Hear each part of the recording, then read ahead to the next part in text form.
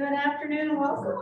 It's so wonderful to see you all in person. I'm Kristen Romola, Executive Director of the Civic and Interim Executive Director of the Leadership Foundation. We should have an announcement for you all very soon in leadership.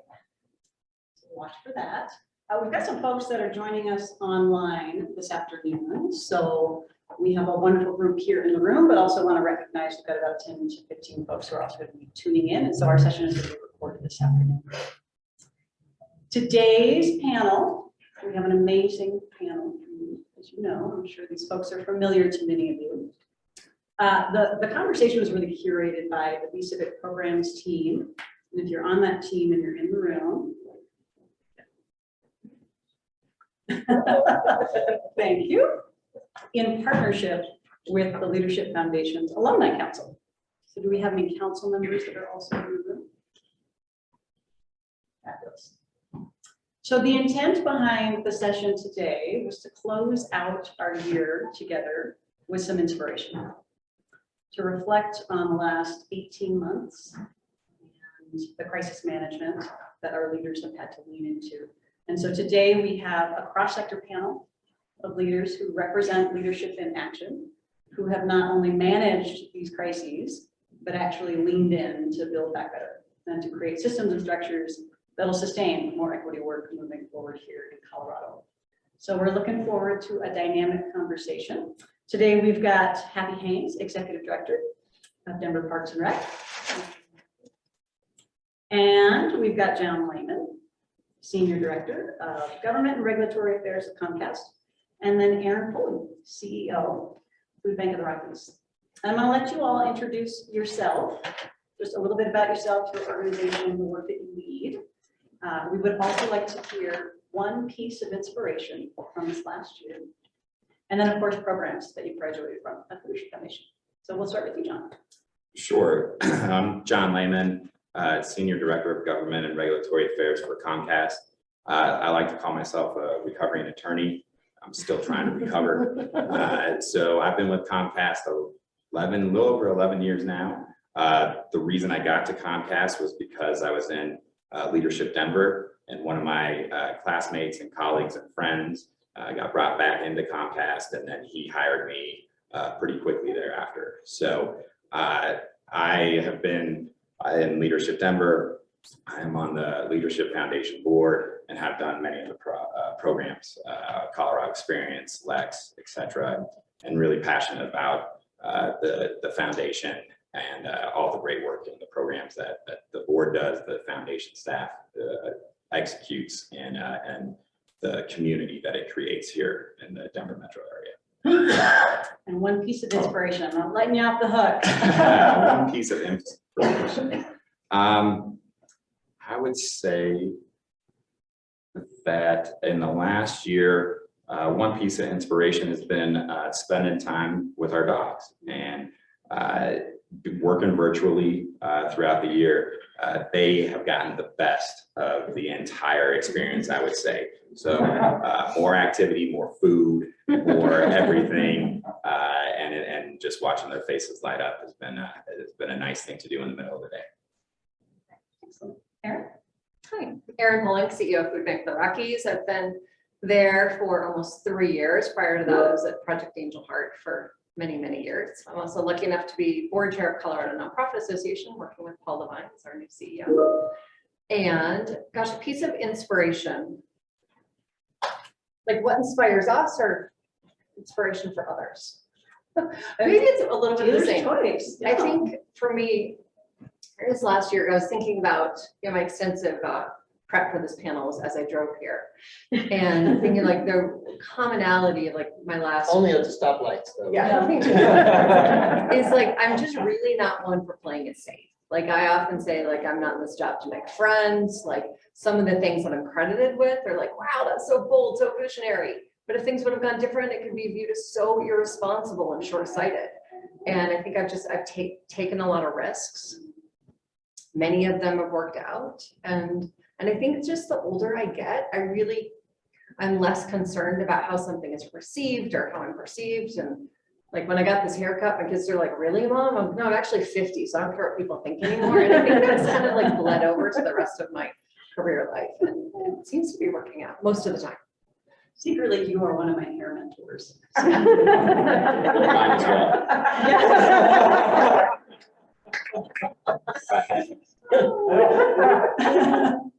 Oh, that's funny. My name is Happy Haynes. I'm the Executive Director of Denver Parks and Recreation. Been there this is my 6th year. I've spent most of my life in state or local government, a few years in school board in Denver, a few years on the city council. And I'm in my dream job right now because I get to do all the things I'm passionate about, which isn't just parks and fun, that it's about kids, it's about health, it's about our environment and all of those things. There's just this really happy convergence in my job. So I'm very fortunate. For inspiration, I'd like to build off a little bit of what both of you said. First, in the Zoom world, and I'm living for the day that somebody isn't going to tell me, you're on mute. But it hasn't happened yet. So watching being on the camera and watching somebody's cat walk across get up in their faces, or somebody's, a 1.5-year-old toddle over and scream mommy and like get attention now in the midst of, the meetings that we're having.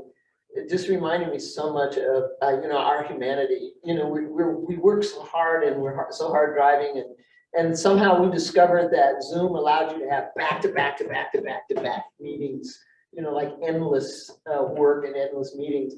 And so those really reminded me of our humanity, like we're people first and with families and all of this stuff. And it was just a really good reminder for me. I just think of what you said, Aaron, about being bold. Life is short, and if we've discovered nothing else, that sort of self-reflection time. I discovered, for example, the inner introvert in me totally came out, and I was at the office every day completely by myself, and in just fine place. It worked just really well for me, and it was some discovering some things about myself, but. Because life is short and taking advantage and being bold is really, there was a really strong message, a lesson learned for me about not waiting till everything is perfect, but taking the bull by the horns and making something happen. Forgot to answer what programs I was involved in. Oh, please. Leadership Denver 2012, and I've done several leadership exchange trips. About that too. Leadership Denver, pretty much 1,000 years ago. I think I was in the 4th class in 1979. I was 12. And I also did a DCLF a number of years later. But because I was in the 4th class, it always is either the 4th or 5th class that of a great program that decides that this isn't enough. We need to form an organization. And so we formed the Leadership Denver Association. So I was really, really pleased to be a part of that and know that this critical mass is just building of people who have these shared experiences of leadership in Denver and the diversity of our city and diversity of our leadership and finding ways like the alumni here of coming back and revisiting. It's not just your particular class back whenever it was, but that it's a sort of roll forward kind of a proposition here. I think you've also attended a couple of leadership exchanges as a city council. Yes, as a matter of fact, I attended all of them while I was on city council. So some really fascinating trips. And I remember people around the country being so impressed with the idea that we put a plane load of people and haul ourselves across the country to learn about what other people are doing. And that really has become something that's a powerful influence in my life, in the sense that all the work that I do now, I look beyond. I'm always looking to other cities, other organizations. outside of my little bubble to see how somebody else has done it, maybe I don't have to reinvent the wheel, I can, improve it. And that, that was really a powerful, those were powerful experiences. They were a lot of fun too.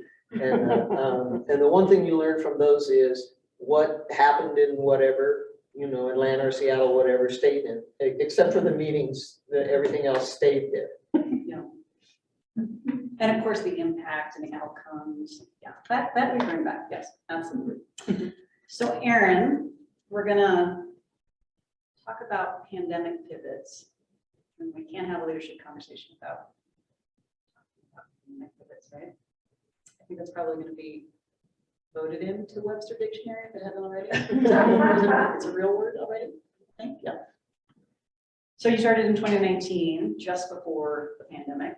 Obviously, the need for your services escalated dramatically in that time.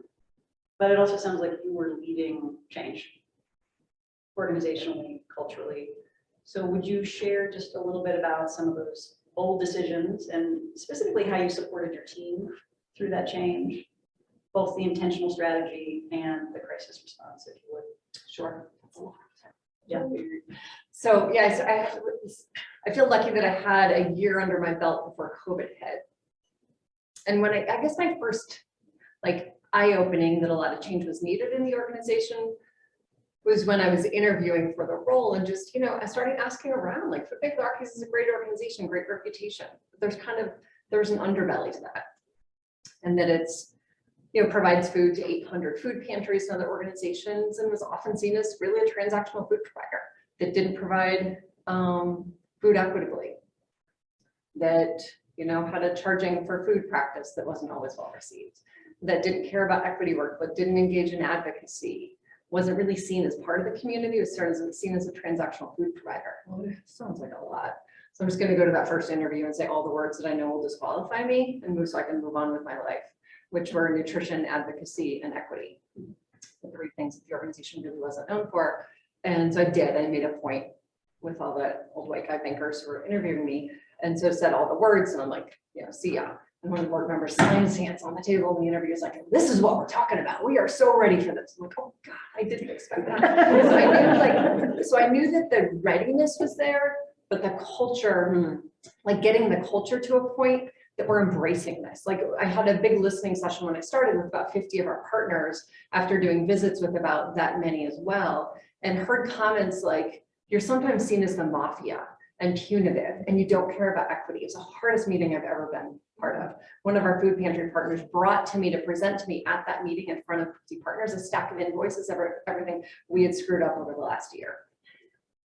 And then I went back to my team and some people laughed about it and said, I know they do say that, which really told me who should be on our team and who shouldn't. And so then a year later, out of 6 leadership team members, 5 were new. And so we, had a lot of change getting to that point, and really to a point of caring and listening. And I interviewed all the staff members when I started. At the time, it was about 130, Denver, Western Slope, Wyoming. Now it's more than that. And heard a lot of things that I loved about our culture and other things that weren't great. Like my voice doesn't matter. It's a good old boys club. There's only 3 people at the top, and that's the only people who make decisions. I was handed a strategic plan. And turning that around and realizing our best person in the organization at customer service is G, who works the loading dock, who knows every partner agency, what they drive and how they like their car loaded. And so trying to flip the culture over, it's no, we're not a transactional food provider. We are part of the community, and we're only as good as how much we are listening, and getting the right team in place who really cares about that. Gosh, there's probably so much more to say about that, but I want to give time. I didn't really talk about during COVID. I know We're to come. Yeah. Lots to unpack there. So John, you have also been in disaster response mode with Comcast, and broadband has been as essential as food, frankly. Yes. Work from home, at-home schooling. Can you talk a little bit about how Comcast navigated that disaster response? And then any sort of leadership lessons that you picked up along the way in that process? Sure. So as everybody is now well-versed, it's either Zoom or Microsoft Teams or any of those other platforms, and you need a connection. And so Comcast had this sort of brand or this saying, but it really came to light in the last 2 years, which was, we connect people to what matters most to them. And what we found was immediately everybody needed to be connected, and many people were not. And so we had been doing this Internet Essentials program, which is broadband internet for $10 a month, for 8 years before the pandemic. But when the pandemic hit, the digital equity really came to light. And so our president made a decision very quickly, the president of the cable company, and said we needed to do more. And so we doubled down on our Internet Essentials program. We did 2 months for free, debt relief, et cetera, et cetera. But then he came up with, and we executed what we call lift zones. So it was partnerships with the city and county of Denver, with the Parks Department, or with City of Aurora, with Boys and Girls Clubs, with Girls Inc., to create locations such as this room that would have free Wi-Fi. So students can come in a safe place and do remote learning or workforce development, or their guardians could apply for jobs or apply for Social Security, all the things that this world was becoming what you needed a connection for. And it was incredible to see the company very quickly do the pivot and really focus and invest in that digital equity space and create. So the goal was to create over 1,000 lift zones, or up to 1,000 lift zones. We have now in the Denver metro area about 95. We're over 1,300 in I think over 1,300 nationwide. And we're just continuing to up the speeds in the Internet Essentials program, et cetera, et cetera. So that, to me, to see from the top all the way through the organization, the passion and the inspiration to really connect people in a fair and equitable way. Yeah, we at Civic applaud. We've been watching the work that Comcast is doing. It's been really exciting. So excited to share that story out as it continues, because the meeting will continue. Yes. Yeah. So happy over to you. Maybe not life-saving, but definitely life-affirming access to open space and recreation during the pandemic. Yeah, I'd like to think of it as life-saving, and we've heard from some of our community members that, we saved our community sanity by having a place outdoors where people could just get away from each other, and also, just from the stresses and, just being cooped up and the stress of this pandemic, and to be someplace safe to be able to do it. And it was a self-reflection. It was more people than ever, not all the usual suspects plus some. And the plus some especially, but even those who were regular park viewers saw what they were doing in a very different way. And we heard from just so many people about how they had taken for granted our park system and, the lovely places. And it really was life affirming. I mean, it really was. The fact that we felt horrible because we had to cut 50% of our beautiful flower gardens that we grow and then plant all around the city each year. And people were so grateful that they were there at all, that those flower beds for some might seem, a luxury in the face of, no jobs and budget cuts and so on. But for so many people, the fact that they were still beautiful flowers meant we were okay. Like, this is good. So really, really a tremendous perspective just about our parks and our outdoors. But let me pivot off of what John and Aaron had said too. Is we have our recreation side of the house, and for many of our folks, this was the place where people come and work out and play and have fun. That's what we do. That's what our jobs are, what we're about, and it's great. And then it became about more life-saving and more different things. So we had to close our recreation centers. Obviously, people panting and breathing heavily in a closed-in environment wasn't a good idea. But through partnerships like the ones with Comcast, we became the places that saved so many of our kids educationally. because these kids didn't have Wi-Fi at home. And they didn't have parents were having to still go to work, many of them frontline workers. They were having to go to work and then, you know, kids were home. And so these were places where they could come, be under supervision. We weren't teachers, we couldn't do their lessons, but it was a safe place with nurturing adults who were looking out for them. And so it meant so much in the kids. And I will tell you, my recreation staff, who kind of thought they were there primarily for the purposes of fun, realized how important they were as an asset in the community. Like, we're part of this community, not just the place the community comes to, but we're an essential part of this community, where the kids came for education. And then families that have relied on food programs in the city that, you know, traditionally they'd come and, you know, they'd be distributed at recreation centers and libraries and so on.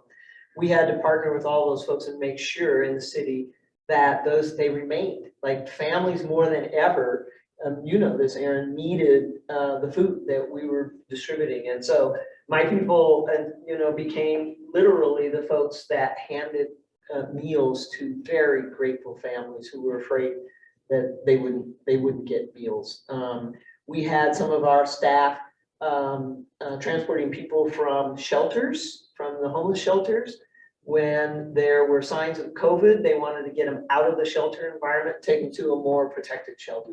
And so because our centers were closed and they weren't working, we redeployed them. So for almost a year, our recreation staff were doing everything else but recreation. They were transporting people, they were feeding people, they were helping kids learn in learning centers. They were in our parks. Some of them said, I didn't know I had some of these muscles. I thought working out was one thing, but working in a park is a workout. They were cleaning parks, they were mowing. You know, we had recreation people sitting on mowers in some of our golf courses. We had some of them up caring for our bison herd in Genesee. I mean, everything you can think of, contact tracing. And at the end of the day, it was hard and they were so glad to get back home. But what they realized was how, when we talk about essential workers, they felt that way. And it felt good that they were in a place in the community that they could contribute and make a difference in people's lives at a time when we all needed it. Our interaction with parks and rec also changed during the pandemic. And I'm curious if you have thoughts about the need for community to gather in parks in times of reflection and community building, but also in protest. Parks were the places for families to gather. I remember just, I'll get to the civic space in a moment because it's so critical. But I remember the first few weeks, people were getting out in parks in droves and it was good, but gatherings were banned. Like, you couldn't be with anybody more than, like, you know, 2 or 3 people in your own family. And so we had people out trying to tell folks, you can't play that game together. You can't, and it was very funny because parks are naturally places where people want to gather. It's a place to bring people together in a very nurturing environment. And we had some of our parks, but particularly our park downtown Civic Center, which had always been a civic space, had always been the place when we have something to say in Colorado and in Denver. Civic Center Park is where we say it, because that's, you know, it just seems so natural. But even more so in not only just in the midst of the pandemic, but also, you know, in the midst of the Black Lives Matter movement and how important what needed to be said and heard was in a public forum, and there we were struggling because we weren't supposed to be gathering. But I think that was life affirming as well, to be able to say that people view these spaces because they're good places to be safe together, even if it's a crisis, even if what brings you there is what divides us, right? And so in so many ways, it was a way for people to find reconciliation and some hope and voice. And so, you know, we experienced some damage early on with, you know, some of the hooligans who really took advantage of the movement for, you know, just being, you know, aggressive and out of control. And then people showed up on our doorsteps, saying, this isn't what this is about, and we're really ashamed and dismayed about the damage that was done in this beautiful historic place. And they showed up and helped clean and take off paint and, you know, help us restore. And so in every way, that park, that Central Park especially, but it was true in the Mount Bello community, they weren't coming down to Center Park. So they found some spaces where they could come together and see about each other. You know, what are the needs? What are we not paying attention to? Really, really critical.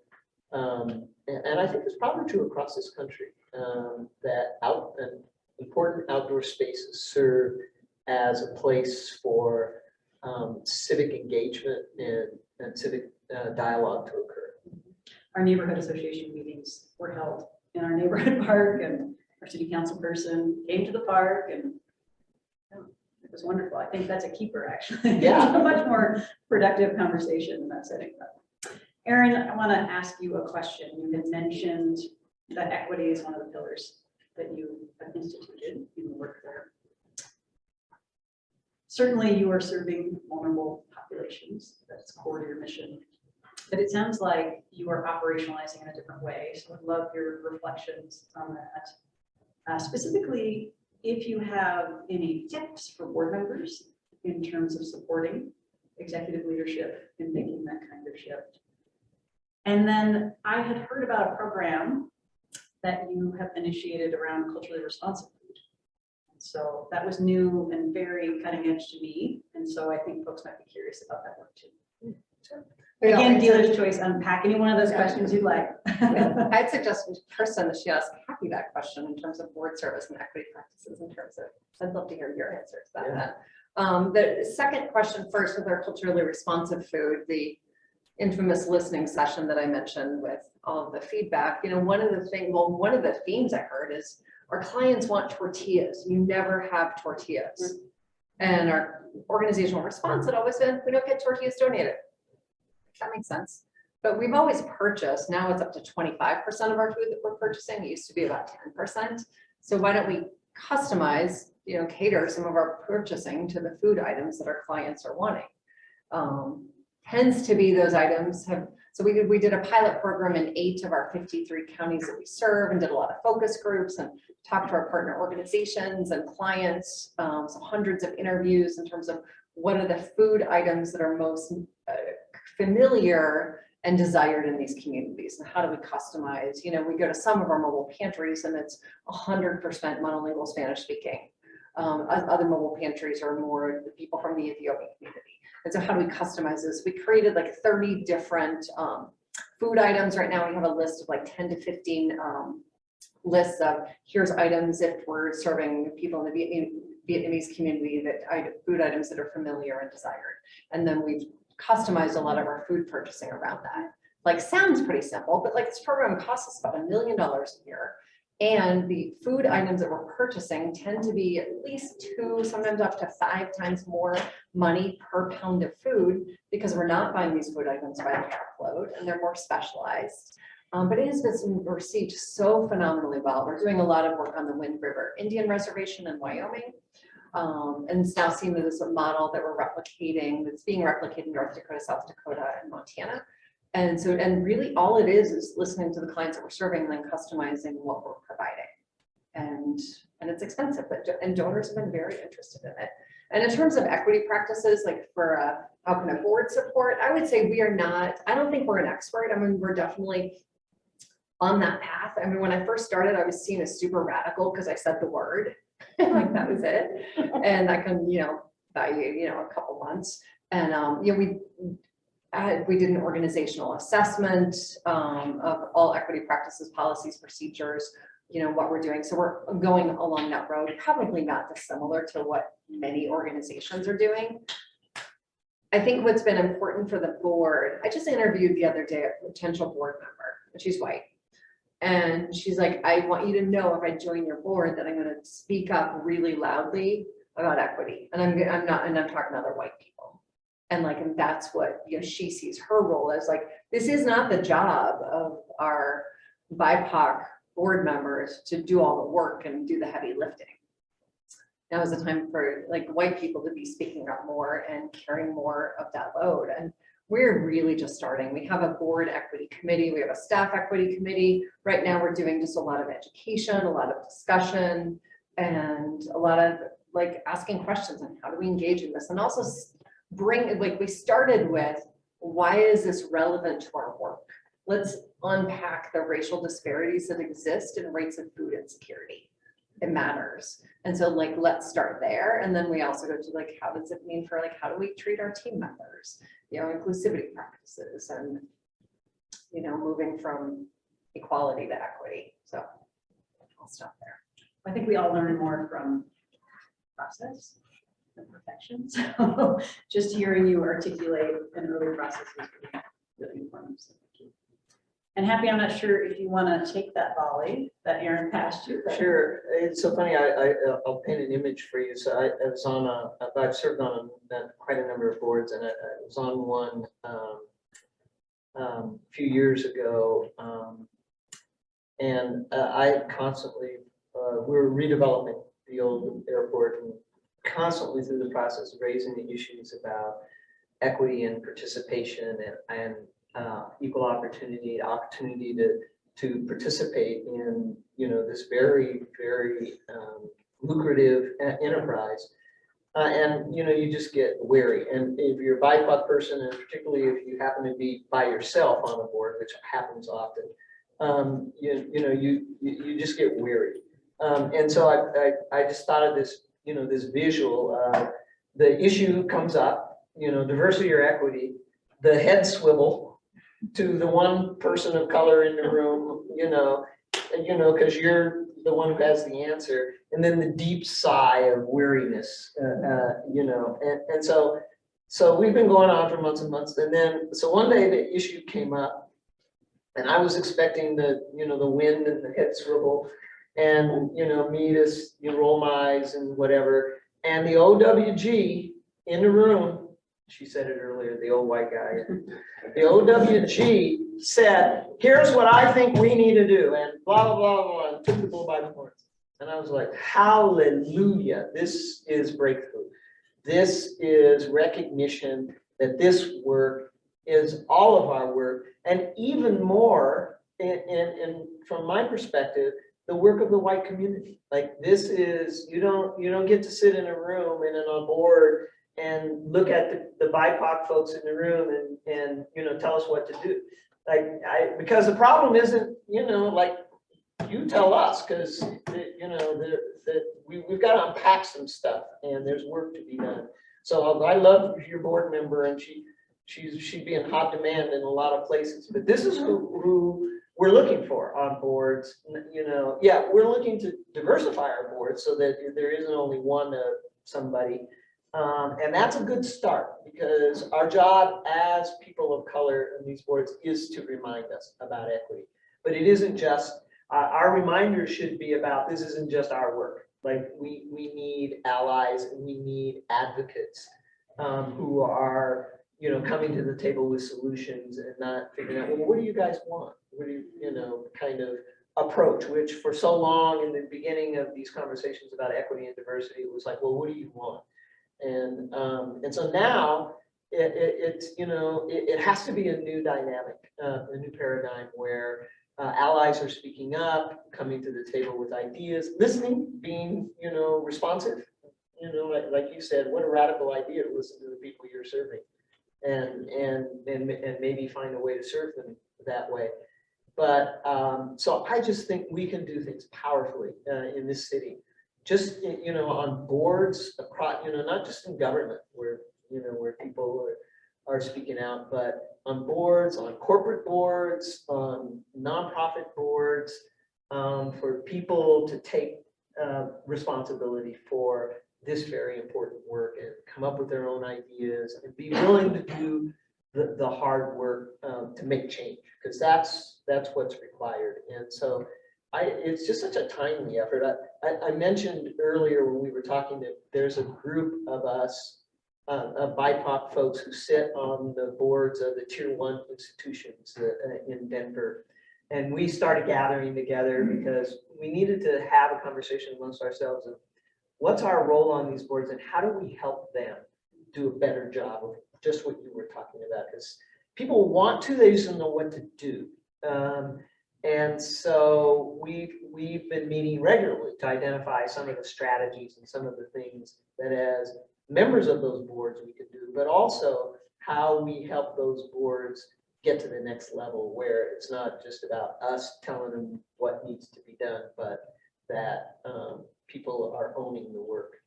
Yeah, that's a great segue to our next set of questions around partnerships. Yeah. Because that seismic change is only going to happen in collaboration, right? John, would love to hear from you. You mentioned a couple of the community partners that you work with, and I think you could probably make friends with The Rock. Just my experience of you, but would love your thoughts in terms of partnership design, particularly as folks are navigating pandemic times. I think it's hard to manage relationships that are healthy and productive necessarily over time. And so, yeah, just your thoughts about partnership and relationship building generally, particularly in a crisis. Sure. You know, our team's role, I'm part of the external affairs team at Comcast, and our job is really based on relationships, and it's based on partnerships with political entities, with nonprofit entities, with just individuals. And the pandemic and the virtual world really impacted that. And I spent a lot of time sort of in it and thinking about, you know, how not only maintain those relationships, but really also how do you create new relationships in a world where you're not in this room and you don't have these one-off conversations or happen to get a cup of water or a coffee and say hi to somebody. And I think we're finding different ways to do that. Yes, the virtual way you figure out, you know, as Happy shared, you know, we're humans. So you see people's real lives in there as well as who they are in the workspace. And so you have that whole sort of portion. I do also think listening has become just more key in all the aspects. So in the diversity, equity, and inclusion aspect, in just the partnerships aspect of a corporation and a nonprofit partner, really, and I think the virtual world almost forces some of that because you can't interrupt people, you can't hear anything anymore. And so that happens normally, but you don't pay attention to that. But now you have to pay attention to it because nobody hears anything. And so I think listening has become one of those skills that a lot of us are relearning and retraining ourselves of how to do it, what we're hearing, and then to respond sort of differently. For sure. And Aaron, obviously you were on a listening campaign early in your leadership, but what advice would you give in terms of the partnership space? It sounds like you are building healthier partnerships and you've got some new partnerships in your portfolio, but any advice you might give folks? I think for us as a leader, we had this model of how we do business, and that a lot of our usual avenues of providing food went away during COVID, like after school programs, Boys and Girls Clubs, we have a kitchen that we run, and those closed down. And we were getting calls every day, like, can you do this? Can you do this? And like our company line was like, no, that's not how we do business. And here's our parameters. And we're like, well, like, let's just start saying how rather than if. And so that's when we literally, I think our leadership team met every single day for 4 months because every day there were these new, like, what if Dispatch Health had bags of foods and when they're going to homes, it could provide food? Yeah, go. What if we do this? Like, what if we do this? And we're like, well, that's a for-profit company. We don't partner with for-profits. I'm like, well, we do now. Like, so we just like started changing up all of that. And our kitchen was almost sitting dormant, very low production because all the Boys and Girls Clubs had closed down. And that's where most of our prepared meals go. And so we're doing this big listening session with all these school nutrition providers at all these districts and saying, like, we have capacity, how can we help you? Because we're like ready to serve. And then what we heard from them is, we don't want your meals. We want to keep our people employed. We get federal money to keep our people employed and prepare meals. But our people, our team doesn't have enough food and they're food insecure. So they need help. And that also would have been in the bucket of, we don't do that. So then we started doing food distributions to school nutrition workers at the schools who were there with no kids at school, preparing meals because kids were picking them up. So really just like rethinking. And it was like, I mean, I was really not making friends, especially team members who've been there for a really long time. They're like, like, this is not what we do. But like, it took them some time. Like, it was like really exciting, but also really exhausting, you know, because the possibilities were just endless of who we could partner with and how so. So it was really just went back to like just being open and thinking of ideas and just making those connections. And we're, you know, we've been around for now 43 years. And so it was deeply ingrained of this is what we do and this is how we do it. So it was a huge change for the organization. We've also never done a pandemic. Yeah. So. I think, you know, if I can just add, this is not your, was not your question, but the thing that it brought up for me too is my chief financial officer who'd been on staff for 2 months when COVID hit, new in position, but not new to the organization. And we blew up our budget when COVID hit, doubled our budget. And she's like, oh, please don't do this. Like one of those like irresponsible decisions or bold and brilliant, time will tell. And so we're, you know, or she was, you know, we're doing something and she said, I've never done this. I've never done this. I was like, so we need to stop saying that, especially as women, we need to stop saying we've never done this because none of us have ever done this. None of us have ever run a department or run an organization in a pandemic. None of us have been in this position at this moment in time. And so let's just stop saying it and like, just assume that we're making the right move with the right information at hand and just stop saying that we don't know what we're doing. Well, we've just got a couple minutes, believe it or not. So I want to close out with a question, dealer's choice, either a way that community can support you in the year ahead or something that you're really looking forward to. And I know, Happy, you had something specific around the future play that you thought you might share with the group, but also your dealer's choice, a way that community can support you or something you're excited about in the future. Yeah, well, great. It turns out both of those questions converge into one. And so I'll get a chance to tell you a little bit about nature play and sort of the future of play. You know, we've never done this before, and you know, we can't do that, and there's safety reasons and blah blah blah. And we're really on this mission to get people connected to nature. So our parks are wonderful, you know, places of, you know, grass and trees, very traditional. We're trying to get people an experience in nature, particularly kids, young people. So what was Colorado? It was not bluegrass, and almost none of these deciduous trees that a wonderful canopy offers. And so, you know, introducing who we really are, the authentic Colorado in places where they're close to home.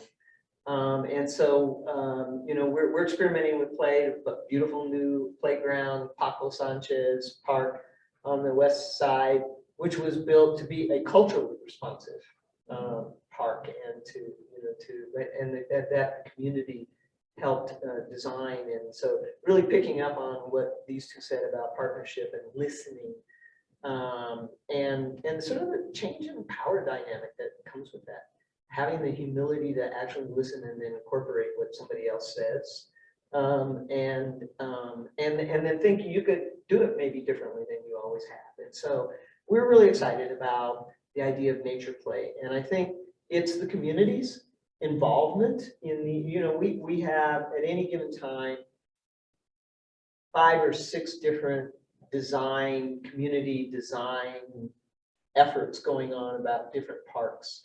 And so lending your voices as people who use them, as parents, as whatever, it's a really great way to get involved and make an immediate difference on something that's really important, the environment which we all share. And so I just encourage you to come and participate, you know, watch for those opportunities. Give us feedback about what you see and hear and feel. And we're big people. As I tell my people, bring your big girl shorts or drawers or whatever. Because, you know, we can take the criticism because we know that when people give it, it's because they care and you care too. So we're all on the same page.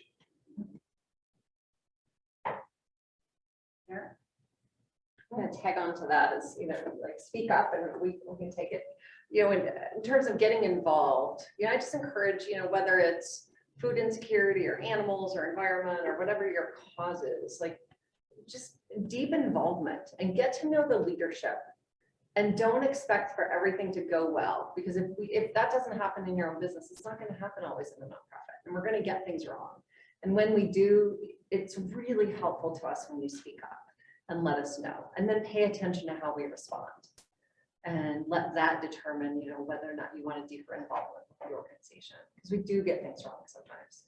And you know, give us that chance. And it's so hard to know like how to choose an organization to be involved with. Do you look at overhead? No, I should say yes, because ours is like so low because it's all the value of food. But no, it's really all about leadership and all about being bold, and if you can believe in that. And I just encourage like deep involvement and getting to know leadership and going in and then speaking up when things aren't going well and just seeing what that response is and deciding if that leads to deeper involvement for you. And donate. And John, I'm going to say that one of your comments here needs to be related to the fellows program. Okay. Yep. No, along the same lines, now's the time. This is the opportunity. So what we're seeing internally at Comcast in the last year and a half is a rethinking of how we operate our business. So we are rethinking partnerships with federal government, state governments, cities, counties to connect the unconnected in rural areas, as well as, you know, certain areas of cities where for some reason or another, there was a railroad track and some other things that they're not connected to what matters most to them. So we are, as a business, internally, and it's every area from text to senior leadership, just really like what I like to say, and I've heard from one of the senior leaders, was going slow to go fast. And in this pandemic, the first sort of year and a half to me was the slow, was like the process, thinking, kind of reflecting. And now 2022 is the time to just execute, do the bold stuff, take those risks, rethink partnerships, just rethink how we've done things in the past, because we've never done this. We've never done a pandemic. We've never operated in this way. And so I see Comcast doing that, committed $1 billion to over the next 10 years to connect 50 million people in many different ways. And part of that too is, you know, the Fellows Program. In the Fellows Program, it's one of the best Leadership Denver programs that has you as an individual reflect on your skills, your leadership, and then what you want to do or be when you grow up, and how to engage with those senior leaders, whether it's a board, whether it's a corporate board, whether it's anything, and how you want to make a difference in this world and in this community. So this is the foundation is, to me, one of the central areas where you can learn that, you can find that, you can see what fits for you, and now's the time. There's no better time than right now to take those risks and put yourself out there. I'll sign them to have a fellow in my agency. Oh, no kidding. No, really that kind of energy and thinking from the outside and you know, bringing it expertise that isn't necessarily ours to the table. Wonderful. I would love it. Well, join me in thanking our panel for their time.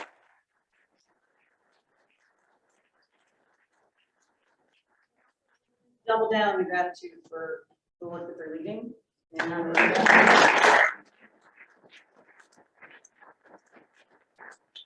So our programs team and alumni council developed a partnership with a nonprofit to leave you with a little additional inspiration this evening. So Lutheran Family Services is the nonprofit partner for this event. And we have Anissa and Deborah, who are here with one of their partners, Empowering Global Communities Globally, to share a little bit about the work that they lead. So come on up. Right? Thanks for joining us, and the podium is yours. Are we allowed to take these off? You bet. Okay. Yeah, thanks. So actually, Deborah is probably going to be walking through the door any moment. She is our partner organization. My name's Lauren. I work at Lutheran Family Services, and Yeah, my name is Anissa Luis, and I am part of the Pamoja program, and I work with both Maori Community Global and LFS. We call it LFS. And so Pamoja came out of the groundwork about 2 years ago. The state was doing strategic planning for the future of ECE in Colorado. And they were doing a lot of listening sessions. And we were, as somebody who was working with a lot of women from the refugee community, we recognized that there wasn't a lot of diverse voices at these listening sessions. So we called up the state and asked if we could form some groups, and we got a whole group of women in different parts of the Denver metro area as a part of these discussions. So that takes us here to today, where we are now an early childhood workforce pathway program in partnership with LFS and Empowering Communities Globally. Deborah is the founder of Empowering Communities, and she's worked in refugee camps around the world, bringing an early childhood model to early childhood model framework to communities who are needing support and how to better support families, children. And she's grounding it now in Denver. And that Anissa, we met Anissa through this work. Anissa, we teach classes in college classes in early ECE through Front Range and Community College of Denver. Anissa is one of our teachers who speaks Arabic, so the women learn their first language. So rather than it being ESL class, it's a content class. So we teach in Farsi to the Afghan community, Arabic to several different Arabic-speaking countries, as well as some languages in Burma and some countries in Africa. So we now have a master's program as well, and it's really blowing up. We have a fatherhood program supporting fathers in learning how to be nurturing fathers while supporting them in obtaining higher skills and credentials. So today marks the end of the semester, where we just got through 60 students through their first college courses ever. And I'll let Anissa share a little bit about her perspective as a teacher teaching to the women. thank you very much, first, for giving this chance and listening to us. And I would like to share my community's attitude and reactions toward what Pamoja has offered to them so far. It has been 2 years, and I can let all of you know that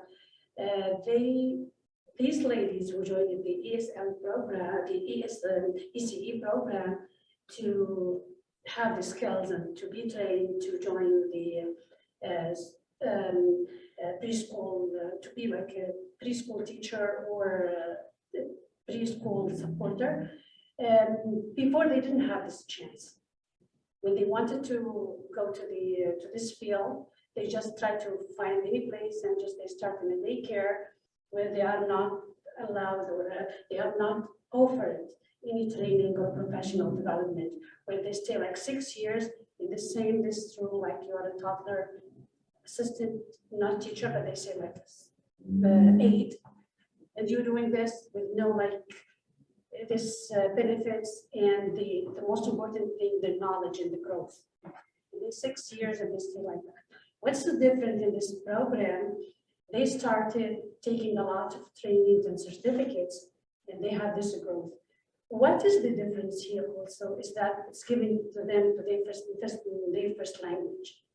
It's a content. When you learn about the child development, how to deal with a child, how to deal with all these different stages. It doesn't need to be in English. A child is a child, whether it's in English or in Arabic or in Farsi. So this is the significant effort that we are, the Promoja is trying to put in my community.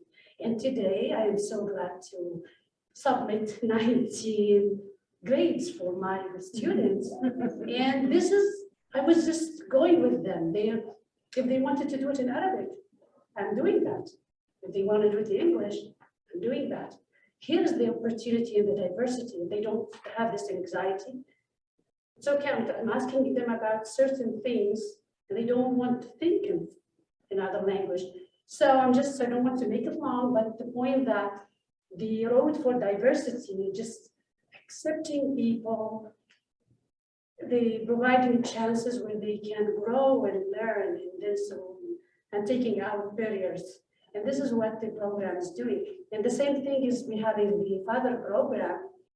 And we started with, now it's about like 15 more fathers.